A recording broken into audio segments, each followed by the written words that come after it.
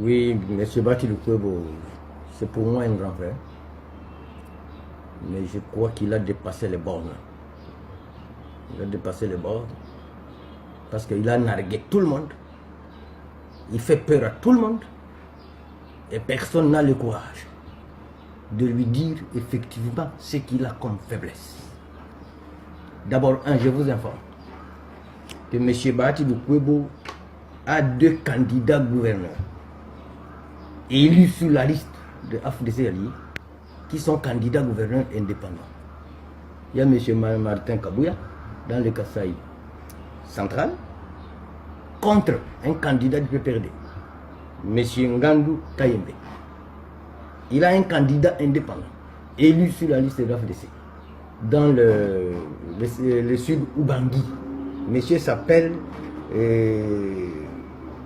Koloba Dengue, élu sur la liste de l'AFDC, contre un autre indépendant de la côte, coalition des démocrates, avec Jean-Lucien Boussa,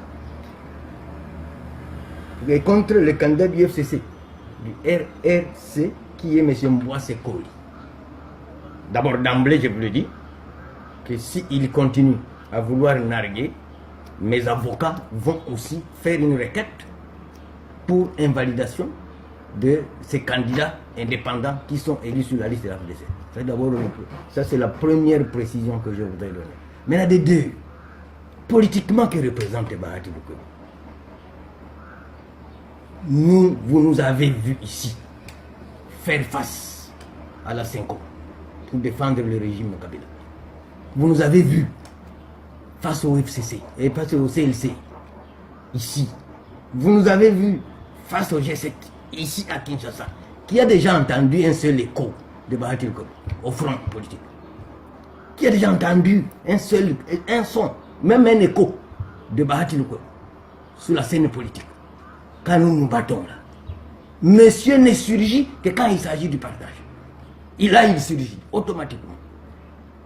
Et ça me rappelle un adage chez moi au village qui disait que quand on demandait à l'enfant d'aller poser de l'eau, il refuse. Viens piler les maniocs, il refuse. Va alors allumer le feu, il refuse. Et va essayer de chercher la farine, il refuse. Et quand on lui dit viens manger, il dit là je suis dispo. C'est ça Bahati sur la scène politique congolaise. Et comme tout le monde a peur de lui, c'est pourquoi je vous dis que c'est un grand frère. Maintenant, moi, je vais l'affronter. Je vais l'affronter. D'abord, il est millionnaire, donc il a de l'argent. Il a des élus à Bukavu. Il a tous les pouvoirs qu'il a. Il a peur de quoi? Il a peur de quoi?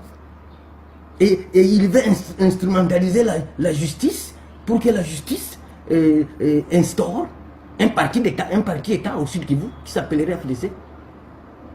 Cette justice ne doit pas suivre la voie des Bahati. Nous sommes dans un pays de droit, nous sommes dans un pays démocratique, que les urnes parlent le jour des élections du gouvernement. Nous savons qu'il commence à regretter parce qu'il a désigné un candidat très faible. C'est connu, il est très faible. Son sondage à Bukavu n'atteint même pas 5%. Or, comme c'est un commerçant, alors il veut placer son pion dans le sud Kivu pour qu'il continue à faire le commerce. Mais nous sommes candidats, gouverneurs au sud Kivu. C'est pour d'abord instaurer la sécurité dans cette province. C'est pour le développement de cette province. Au fur et à mesure, effectivement, que vous voulez instaurer une dictature dans une province donnée, qu'est-ce qu'il faut? C'est la révolte générale. Qu'il arrête. Je dis bien, qu'il arrête. Cher grand frère Bahati, arrête. Je dis bien, arrête. Nous avons combattu Mobutu ici contre la dictature. Heureusement que lui était 1000 fois ministre de Mobutu. Nous avons décrié le CPP ici, de Mzé. Je refuse que le FCC devienne l'impère par qui État. Je refuse. Et c'est pas ça. C'est pas ça la volonté de l'autorité morale. De transformer le FCC en une dictature. Pas du tout. Pas du tout.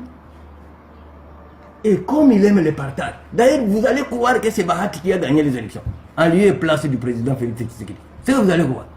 Oh, je vais être Premier ministre. J'ai besoin de 14 ministres. J'ai besoin d'autant. Et nous, quand nous nous battions ici, lui, il était où?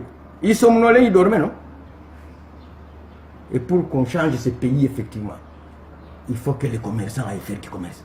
Et qu'on laisse les politiciens faire la carrière politique. Parce que quand on mêle entre les affaires et la politique, ça ne se marie pas. Ça ne se marie pas. Ça devient comme de l'eau et du pétrole.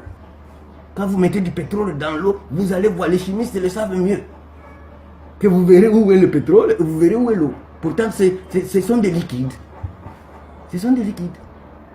Alors, comme il a fait la requête en contestation contre nous, dès demain, dès le lundi, mes avocats aussi vont faire la requête en contestation contre ces candidats indépendants élus sur la liste de la FLEC. Si le Conseil d'État a invalidé ma candidature, alors il doit aussi invalider ces candidats. Il doit aussi invalider ces candidats. Voilà un peu globalement. Et j'informe au cadre du FCC et à l'autorité morale que Bahati a nargué tout le monde. Maintenant, je crois qu'il a touché à la plaie la plus dure. C'est Bitakoura. Je dis bien c'est Bitakoura. Et nous avons pitié de cette province qu'on a transformée en une province de commerçants, en lieu et place d'instaurer la sécurité. Nous sommes là comme les David de la Bible. Nous sommes comme les David de la Bible. Dieu choisit un enfant pour devenir roi. Et il envoie des messagers. Le père amène tous les enfants. Il y a tel. Après il dit non. Parmi les 6 ici, c'est pas eux. Alors il y avait un petit berger. Le papa dit, il y a un autre petit. D'ailleurs il a les chics.